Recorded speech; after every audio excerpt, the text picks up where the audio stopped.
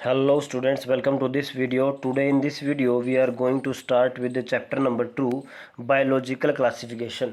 जो पहला चैप्टर है उसके मैंने कुछ वीडियो बनाए हुए हैं टैक्सोनॉमिक कैटेगरीज तक, और आगे के आपको नोट्स भी दिए हैं। यदि कोई प्रॉब्लम लगे तो हम वीडियो भी बनाएंगे, लेकिन आज हम सेकंड चैप्टर स्टार्ट करेंगे। तो देखिए, ये जो वीडियो रहेगा ये आपका इंट्रोडक्टरी वीडियो रहेगा। इसके अंदर क्या क्या स्टडी करेंगे, कैसे हम क्लासिफिकेशन से मतलब क्या है, क्लासिफिकेशन करते क्यों हैं, हिस्ट्री एस्पेक्ट क्या है। देखिए, from the dawn of civilization there have been many attempts to classify living organisms। तो क्या हो रहा है कि भाई जैसे ही सिविलाइजेशन आई है, मतलब जैसे ही आदमी का विकास हुआ है, वैसे ही बहुत सारे अटैम्प्ट्स किए गए, बहुत सारी कोशिशें की गई कि जो भी लिविंग ऑर्गेनिज्म है उसको क्लासीफाई कर सके, उसको बांट सके। It was done instinctively, not using criteria that were scientific but born out of the need to organism for our own use. तो उस समय क्योंकि कोई साइंटिफिक अप्रोच नहीं थी क्लासीफाई करने की, सिर्फ ये अप्रोच थी कि वो ऑर्गेनिज्म हमारे लिए फ़ायदेमंद या है या नहीं। तो वो फ़ायदा कैसे देखते थे कि उससे कुछ फूड मिल रहा है, शेल्टर मिल रहा है, या कोई क्लोथिंग वगैरह मिल रही है कि नहीं। तो इस बेसिस के ऊपर हमने क्लासीफाई किया था कि भाई कुछ ऑर्गेनिज्म हमारे लिए यूज़फुल हैं जिनको हमने अलग रखा, कुछ नहीं है उनको हमने अलग रखा, कोई हमारे लिए लाइफ के लिए डेंजरस है उसको हमने अलग रखा। सबसे पहले साइंटिस्ट का याद रखिए, Aristotle. Aristotle was the earliest to attempt a more scientific basis for classification. तो पहले के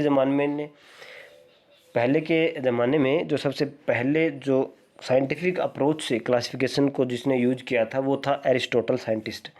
ये used simple morphological characters to classify plants into trees, shrubs and herbs. तो उन्होंने क्या किया था, प्लांट्स को जो प्लांटे जो है उसके अंदर इन्होंने क्लासीफाई किया था।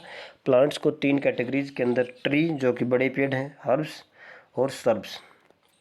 तो बड़े पेड़ हो गए जो झाड़ियाँ हैं या जो घास फूस है, उनको उनमें डिवाइड किया था। तो वो उन्होंने किसके ऊपर बेसिस किया था, मॉर्फोलॉजिकल कैरेक्टर्स। मॉर्फोलॉजिकल कैरेक्टर मतलब ऐसे गुण, ऐसे या कैरेक्टर जो कि बाहर से दिखने में, जो बाहर देख करके हमें बता सकते हैं। तो उसको एरिस्टोटल ने क्या किया था, जो प्लांट्स हैं उनको ट्रीज के अंदर, सर्ब्स के अंदर और हर्ब्स के अंदर क्लासीफाई किया based on the morphological characters.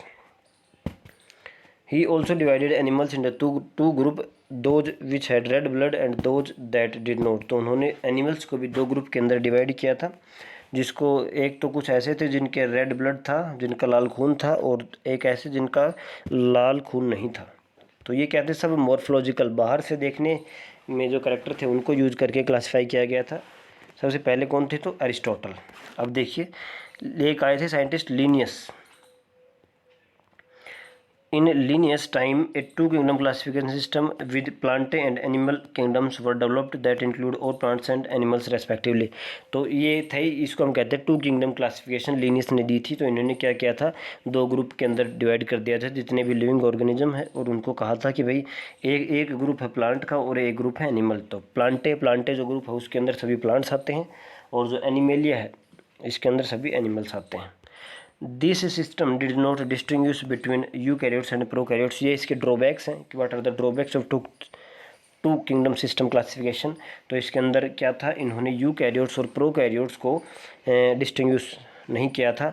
Unicellular और मल्टीसेलुलर के बारे में कोई जिक्र नहीं किया। फोटोसिंथेटिक और नॉन फोटोसिंथेटिक को भी डिवाइड नहीं किया गया।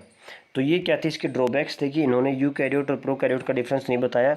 यूनिसेलुलर और मल्टीसेलुलर को भी इन्होंने नहीं जिक्र किया। फोटोसिंथेटिक और नॉन फोटोसिंथेटिक जो ऑर्गेनिजम्स हैं इनके बारे में भी नहीं बताया गया। Classification of organisms into plants and animals were easily done and were easy to understand. तो ये बहुत आसान था और समझने में भी काफ़ी आसान था। But a large number of organisms did not fall into either categories. तो वो ऐसे बहुत सारे ऑर्गेनिजम्स थे जो इन दोनों कैटेगरी में से किसी में भी नहीं आते थे। Hence the two kingdom classification use for a long time was found inadequate. तो इसको काफ़ी लंबे समय तक यूज किया गया, लेकिन ये सही नहीं पाया गया, ये इनएडुकेट था। क्योंकि इसके अंदर आप ड्रॉबैक्स भी लिख सकते हैं, क्वेश्चन पूछा जा सकता है कि वे what are the drawbacks of two kingdom classification. जिसके अंदर आप कहेंगे कि भाई यूकैरियोट प्रोकैरियोट के बारे में नहीं बताया, यूनिसेलुलर मल्टीसेलुलर का जिक्र नहीं किया गया, फोटोसिंथेटिक नॉन फोटोसिंथेटिक के बारे में नहीं बताया गया। इसके साथ साथ बहुत सारे एनिमल्स ऐसे थे जो इन दोनों ग्रुप्स में नहीं आते थे।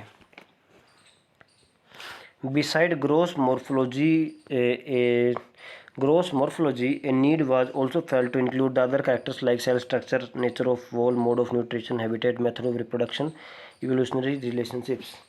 तो ये जो टू किंगडम्स क्लासिफिकेशन सिस्टम था, इसको मेनली मॉर्फोलॉजी के बेस के ऊपर इसको डिवाइड किया गया था, इसको बनाया गया था। लेकिन अब जैसे जैसे इसको देखा गया कि ये तो भाई एडुकेट नहीं है, सही नहीं है, तो कुछ ऐसे नीड आई कि हमें कुछ अलग कैरेक्टर्स भी इंक्लूड करने चाहिए, जिसके अंदर हम देखेंगे कि भाई सेल का स्ट्रक्चर कैसा है, उसका सेल वॉल है तो वो कैसी है, नेचर का सेल वॉल कैसा है, मोड ऑफ न्यूट्रिशन क्या है, कैसे वो ऑर्गेनिज्म खाना लेता है, हैबिटेट कहाँ रहता है, मेथड्स ऑफ रिप्रोडक्शन, क्या क्या टाइप्स ऑफ रिप्रोडक्शन से वो रिप्रोडक्शन करता है, और इवोल्यूशनरी रिलेशनशिप्स, इवोल्यूशन के बेसिस के ऊपर आपस में उसके क्या संबंध हैं। तो इन सब बेसिस के ऊपर हमने क्लासिफिकेशन को आगे करने का सोचा।